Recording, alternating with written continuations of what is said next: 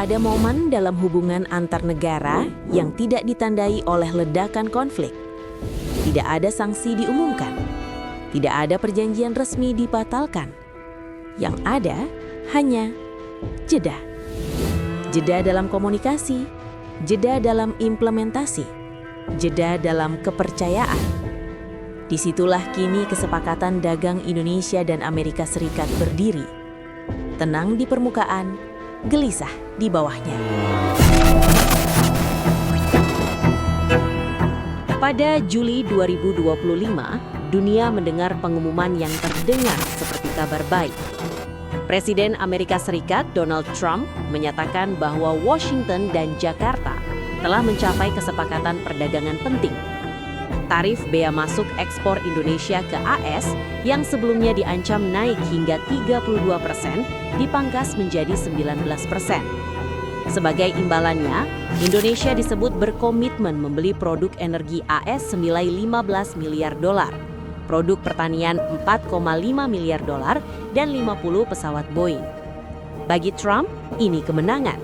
Bagi Indonesia, ini penyelamatan. Menteri Koordinator Perekonomian Airlangga Hartarto kala itu menilai kalau 32% itu sama dengan tidak ada dagang. Dalam satu kalimat, ia merangkum resiko jutaan pekerja dan masa depan sektor padat karya. Namun, seperti banyak kesepakatan besar, optimisme Juli tak bertahan lama.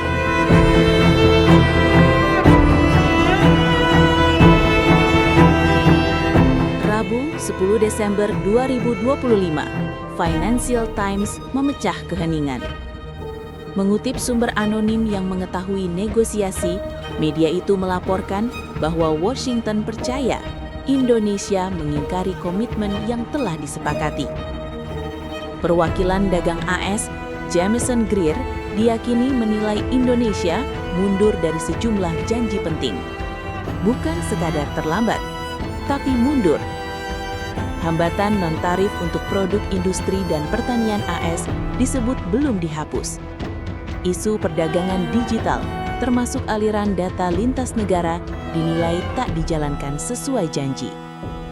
Yang paling mengganggu Washington adalah satu kalimat yang berulang muncul dalam laporan itu. Indonesia mengatakan tidak dapat mengimplementasikan apa yang telah mereka sepakati dan perlu menegosiasikan ulang komitmen agar tidak mengikat. Bagi AS, itu bukan permintaan teknis, itu tanda bahaya. Mengutip Financial Times, AS tidak bisa menerima itu. Indonesia mungkin berisiko kehilangan kesepakatannya.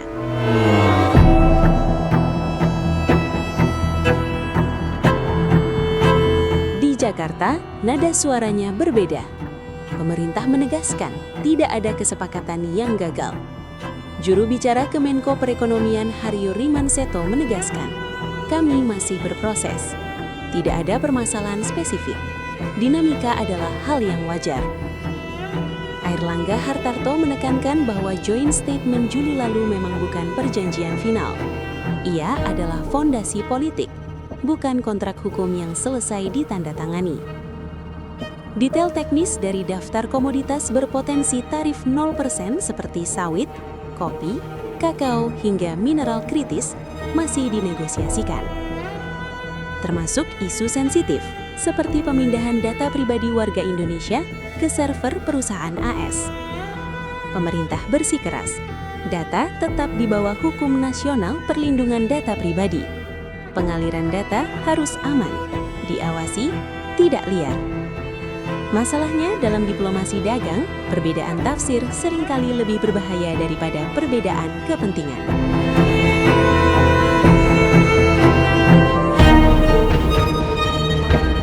Ketegangan ini memuncak ketika Menteri Keuangan AS, Scott Bessent, menyebut Indonesia sebagai anak bandel, sebuah istilah yang jarang, hampir tak pernah digunakan dalam hubungan formal antar negara. Sebaliknya, Malaysia disebut sebagai anak baik, patuh, lancar, kooperatif. Bahasa ini bukan kebetulan, ia adalah sinyal. Seorang analis geopolitik menyebutnya sebagai disciplinary language, bahasa untuk menekan mitra agar kembali ke garis yang diinginkan. Pengamat hubungan internasional menilai AS sedang mengirim pesan ke seluruh kawasan. Siapa yang patuh akan diberi akses. Siapa yang ragu akan dihukum dengan tarif. Indonesia dalam skema itu sedang diuji.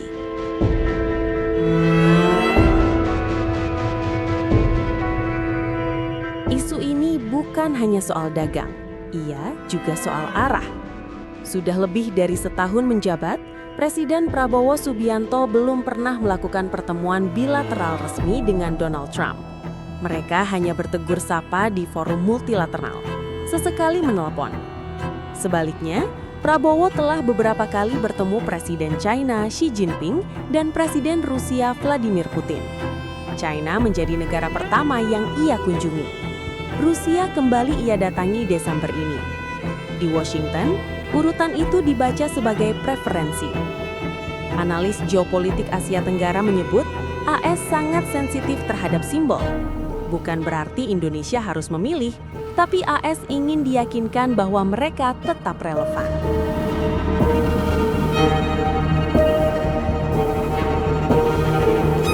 Di dalam negeri, kesepakatan Juli memang tidak pernah benar-benar sunyi dari kritik.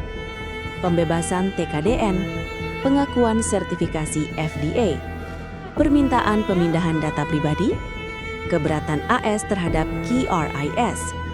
Semua itu dipandang sebagian kalangan sebagai penggerusan kedaulatan. Namun, pemerintah melihatnya dari sisi lain. Tanpa akses pasar AS, surplus perdagangan terancam. Lapangan kerja tertekan, rupiah melemah. Ekonom Universitas Paramadina Wijayanto Samirin mengingatkan dampaknya bisa signifikan. Ekspor Indonesia ke AS mencakup sekitar 10% total ekspor nasional dan hampir 50% surplus perdagangan. Jika tarif kembali ke 32%, sementara Vietnam, Malaysia, dan Thailand tetap di kisaran 20%, maka trade diversion dan investment diversion hampir pasti terjadi. Pertumbuhan ekonomi bisa tergerus 0,1 sampai 0,2%. Dan rupiah yang sudah melemah terhadap 84,5% mata uang dunia bisa kembali tertekan.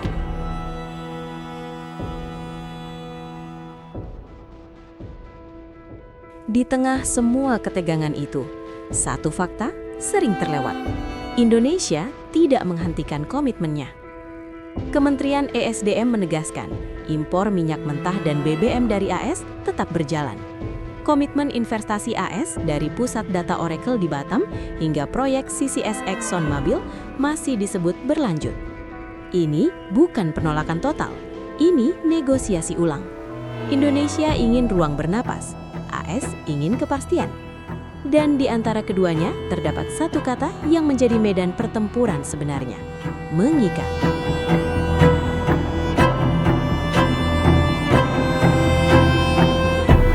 Kesepakatan dagang jarang runtuh karena satu keputusan besar.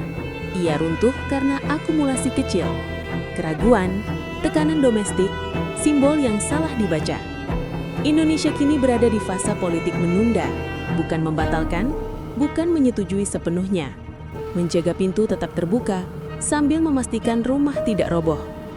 Pertanyaannya sederhana, tapi jawabannya mahal. Berapa harga jeda ini? Dunia menunggu, Washington menghitung, dan Jakarta sekali lagi harus menari di antara kepentingan, kedaulatan, dan kenyataan ekonomi global. Karena dalam geopolitik, yang paling berbahaya bukan konflik terbuka, melainkan kesepakatan yang pelan-pelan kehilangan maknanya.